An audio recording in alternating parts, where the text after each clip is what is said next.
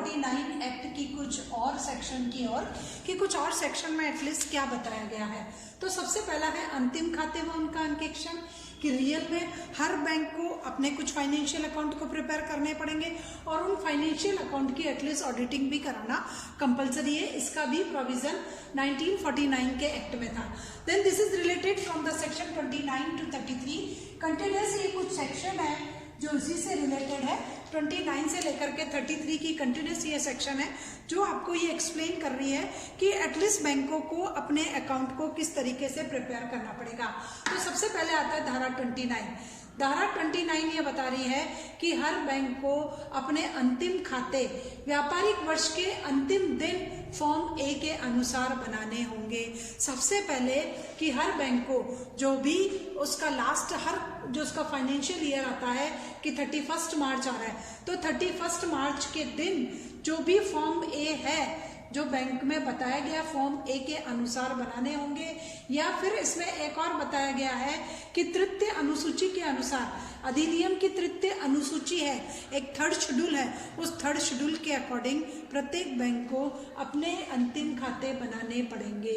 अंतिम खाते बनाने के बाद उस पर उसके मैनेजर या जो भी हाईएस्ट पोस्ट का पर्सन होता है उसके और 3 संचालकों के हस्ताक्षर कराना जरूरी है। जब भी कोई बैंक अकाउंट बनाएगा धारा 29 के अनुसार अंतिम दिन बन जाने चाहिए, फॉर्म ए के अनुसार होना चाहिए, तृतीय अनुसूची के अनुसार होना चाहिए, उस पर मैनेजर के साइन होने चाहिए, 3 संचालकों के हस्ताक्षर होना जरूरी है। अब सपोज कीजिए कि फर्म विदेशी है, बैंक विदेशी है, तो विदेशी बैंक पर उसके प्रधान संचालक के हस्ताक्षर होना जरूरी है। अब कुछ बैंक ऐसे हैं जहाँ संचालकों की संख्या 3 से कम हो, तो फिर 2 संचालक है तो 2 के जरूरी है, 1 संचालक है तो 1 के हस्ताक्षर वहां पर कंपलसरी हो जाते हैं। तो ये थी सेक्शन 29। अब हो रहा है कि धारा 30 क्या बता रही है? धारा 30 ये बता रही है कि उनकी किसी अंकेक्षण से अंकेक्षण कराना भी जरूरी है, किसी सीए से उनकी ऑडिटिंग भी एसेंशियल है, जो अकॉर्डिंग टू नॉर्म्स उसके एलिजिबल पर्सन हो, ऑडिटिंग का जिसको राइट्स मिला गया हो, जिसके पास ऑडिटिंग के लिए डिग्री हो, एटलीस्ट उसी पर्सन से उसकी ऑडिटिंग कराना भी जरूरी है। अब यहाँ पर कुछ ये भी बताया गया है कि अगर आप किसी पर्टिकुलर पर्सन को ऑडिटर अपॉइंट करते हो, उसको रीअपॉइंट करते हो, उसको आप डिसमिस भी कर रहे हो, तो ये सेक्शन 30 आपको ये एक्सप्लेन कर रहा है। इसमें कुछ 1968 में कुछ संशोधन कर दिए गए थे, 1968 में कुछ संशोधन किए गए और उन संशोधनों में ये बताया गया कि अगर कोई बैंक किसी अंकेक्षक की नियुक्ति करता है, उसकी पुनर्नियुक्ति करता है, उसको हटा रहा है, तो उसको ये सारी बातें आरबीआई से शेयर करनी पड़ेगी। रिजर्व बैंक ऑफ इंडिया को इसकी इंफॉर्मेशन देना ज़रूरी है।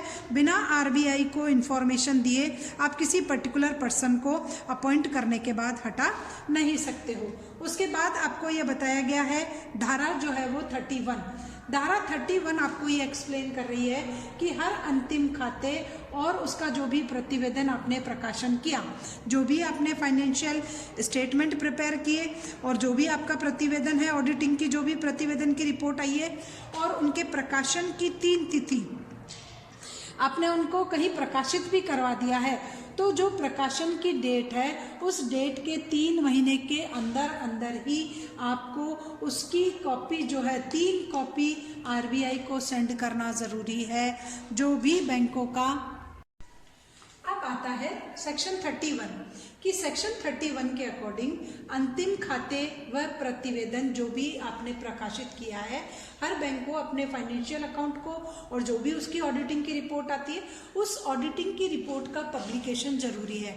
जब आप उस रिपोर्ट को पब्लिक करवा सकते हो, उसका पब्लिकेशन हो चुका है, तो उसके 3 महीने के अंदर आपको उसकी 3 कॉपी आरबीआई को सेंड करना जरूरी है। रिजर्व बैंक ऑफ इंडिया को उसकी 3 कॉपियां भेजना जरूरी है। अब रिजर्व बैंक चाहे तो आपको 3 महीने से ज़्यादा की परमिशन भी दे सकता है, 3 महीने से कम की भी दे सकता है, आपको आरबीआई को सेंड करना पड़ेगा। सेक्शन 32 आपकी एक्सप्लेन कर रही है कि अंतिम खाते और अंकेक्षकों के प्रतिवेदन की तीन कॉपी कंपनी पंजीयक के पास भी भेजना ज़रूरी है।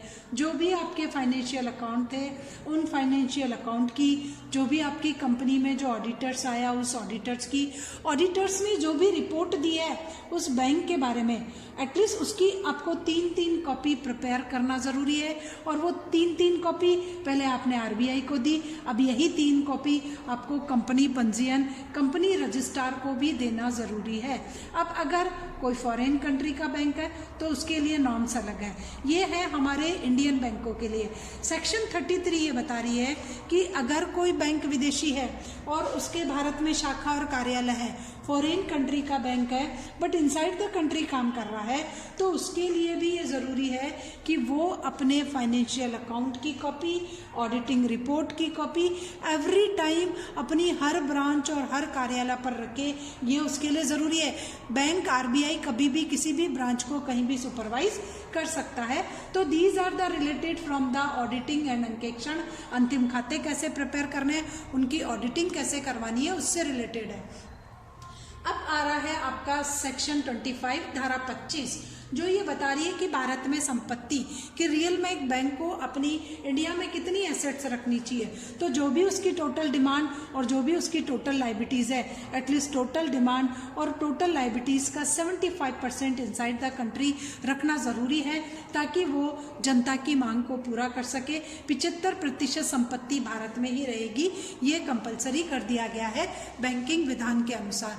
अब आता है कि रियल में जो बैंक है, उन बैंक को अपनी एसएलआर के बारे में जो सेक्शन है वो बताया गया है। तरल कोषानुपात, जैसे बैंकों को सीआरआर रखना पड़ता है वैसे ही बैंकों को तरल कोषानुपात रखना।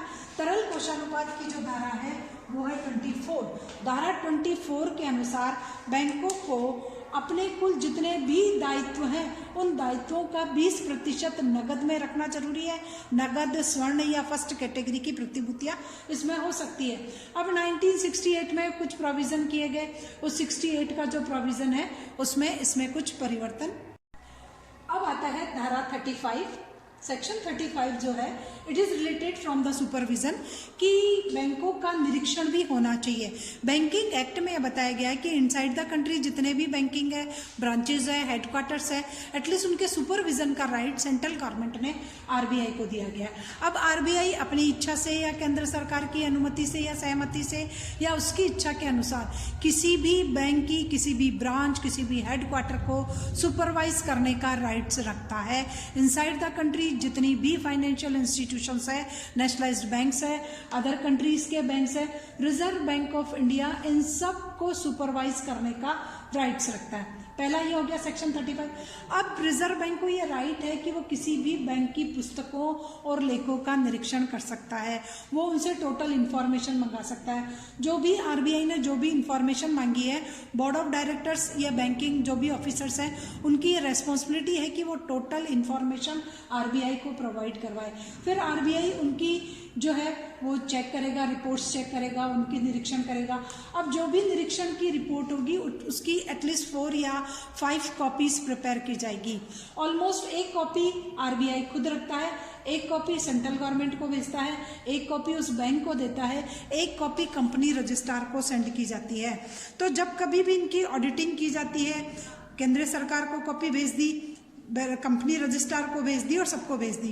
अब अगर सेंट्रल बैंक को लगता है, केंद्रीय बैंक को लग रहा है कि इनके क्रियाकलापों में किसी भी प्रकार की कोई भी अनियमितता पाई गई है, इर्रेगुलरिटी है, सिस्टमेटिक तरीके से काम नहीं कर रहा, तो आरबीआई ऐसे बैंकों को कुछ सजेशंस भी दे सकता है, कुछ सलाह दे सकता है, निर्देशन दे सकता है। सलाह और निर्देशन को मानना अनिवार्य है।